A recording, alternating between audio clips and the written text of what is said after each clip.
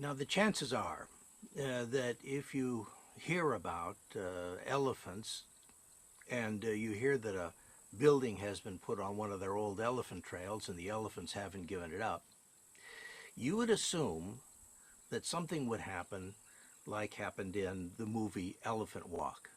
Elizabeth Taylor plays in that, and it was a number of years ago, and Elizabeth Taylor was at the peak of her beauty, I think.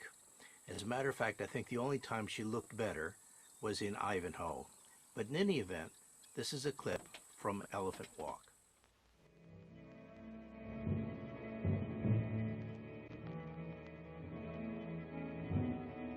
Ever since the day my father killed the mate of the big bull elephant, evil has hung over Elephant Walk. Our bungalow blocks the broad trail which the elephants centuries ago smashed through the jungle to get to the water. They still try to force their way through. Led by the vengeful big bull, they're a constant menace to our home and our lives. Like my father, I have defied them. How could I have so completely forgotten this ever-present danger when I went to England and met Ruth? That's the Elephant Walk where the place got its name. Before the governor built here, the elephants used to come down that track for centuries to get to the water. They don't still try to come through, do they?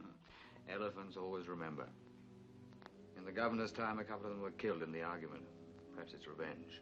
Oh, don't worry, darling. That wall keeps them out. They try it from time to time, just out of stubbornness.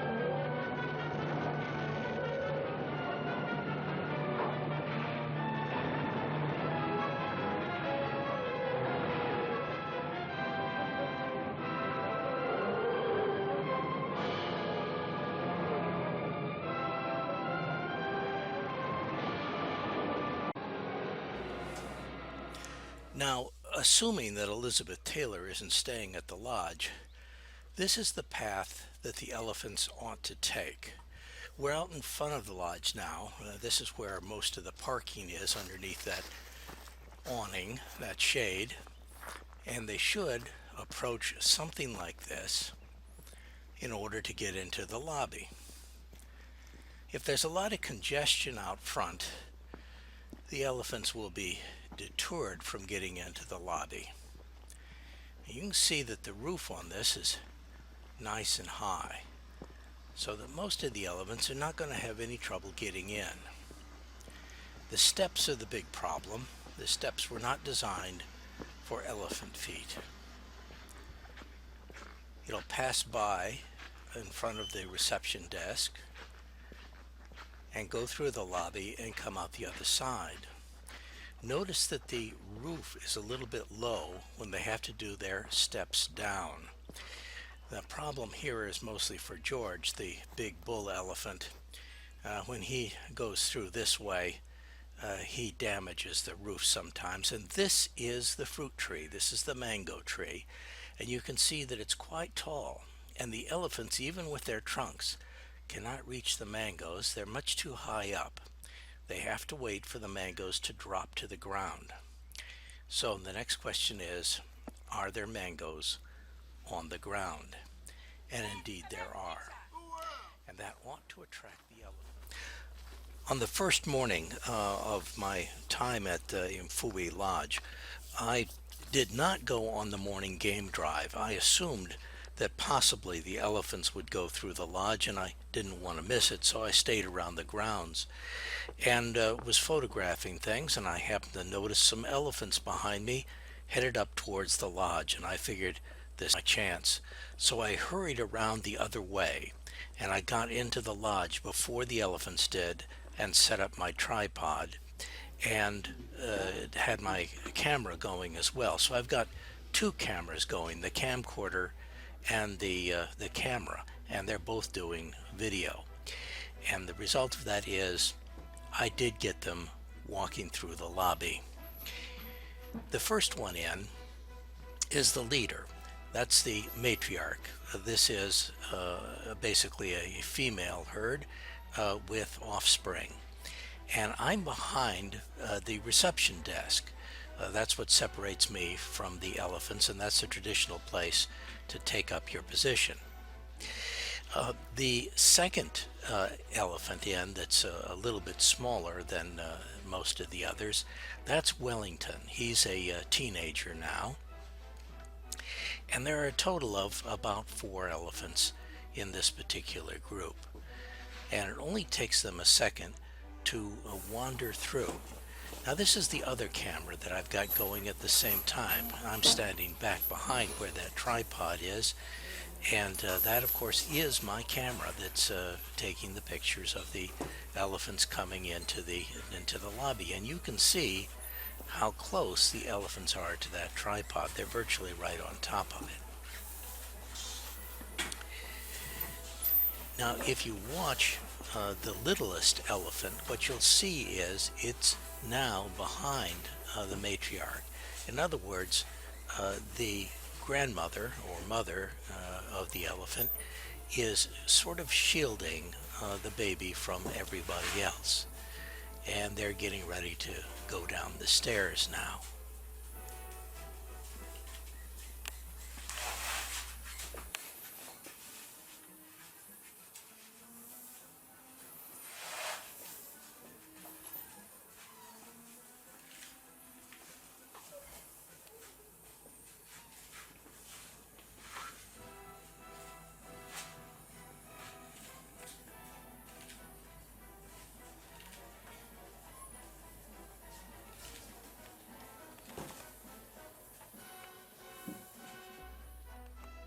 Now that the elephants have gone through the lobby, I've moved my camera and tripod, and so that's it now in position up along that brick wall. And we'll be able to see those pictures in a second.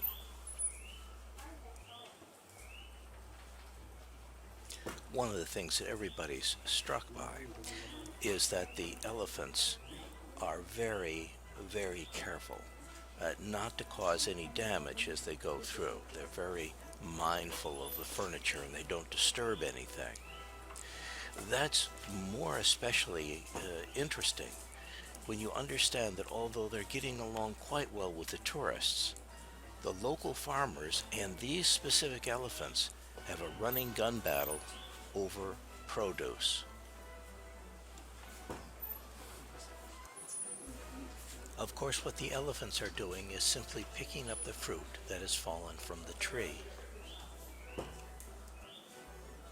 But where the trees are smaller, the elephants can pick the fruit right off the tree, and elephants will eat green mangoes, which means they can completely destroy a crop before the farmer can possibly get to it. As you can see, I'm not alone behind the reception desk. Just about everybody that's trying to get a good picture has crowded in there.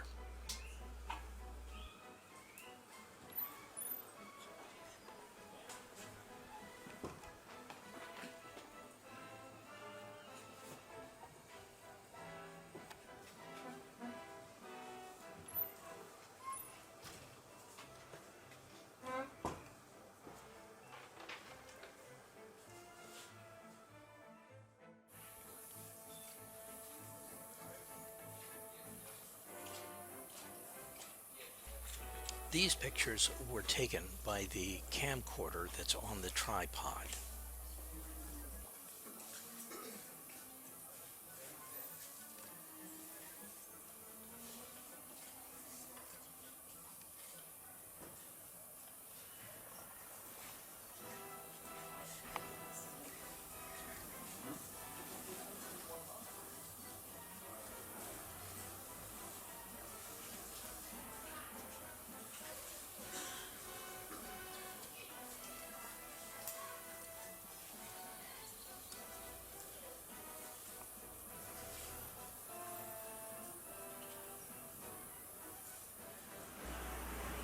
It only takes the elephants a few minutes to pick up the fallen fruit, and then they head out the back way down a slope towards that sort of dried riverbed that's got my mud puddle in it.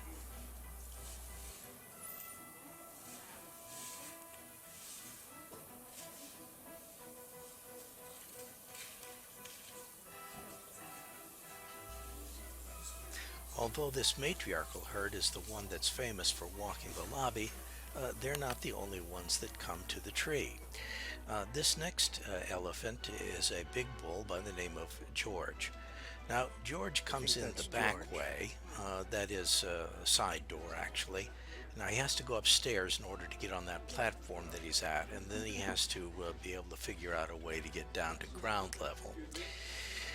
But the reason that he does that, and he doesn't go through the lobby, is largely because he's so tall that when he goes out the back, he has a tendency to hit the roof with his head and damage the roof. And he doesn't really want to do that, so he tries to come in such a way so that he doesn't have to go through the lobby.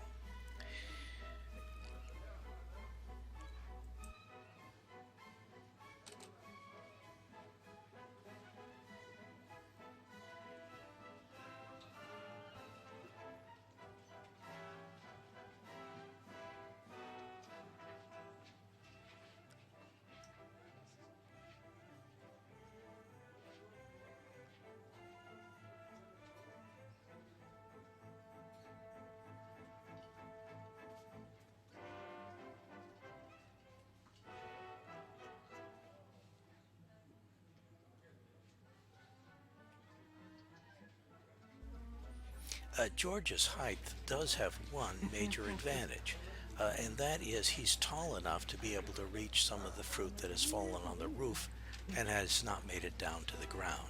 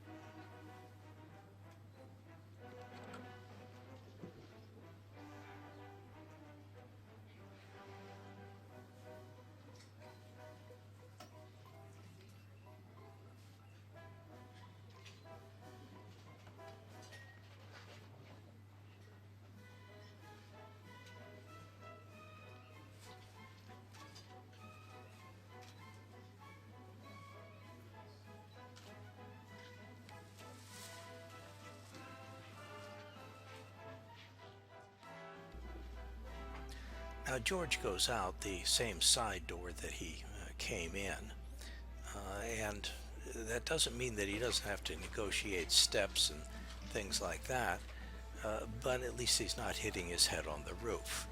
And he picks up a little salad on his way out.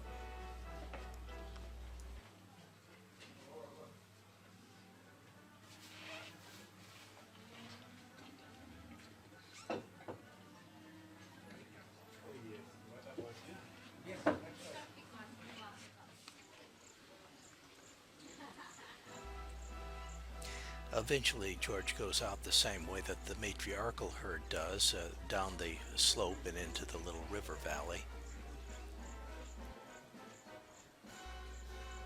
The 12th of November was my last safari day, and as a matter of fact, I had to clear the lodge on that day and head out towards the airport.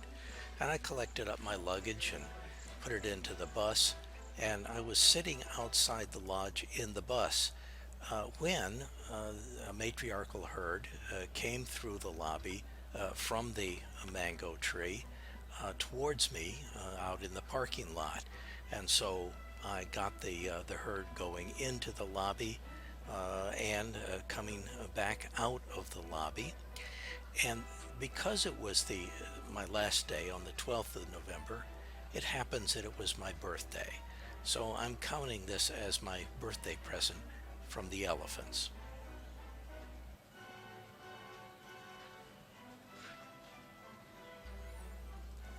I'm figuring that going downstairs is a lot harder for the elephants than going up the stairs.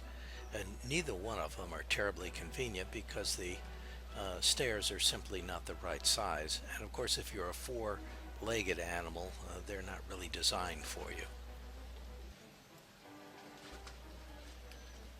As soon as she gets down the stairs, she starts looking around, and I think she's looking around for any dangerous predators.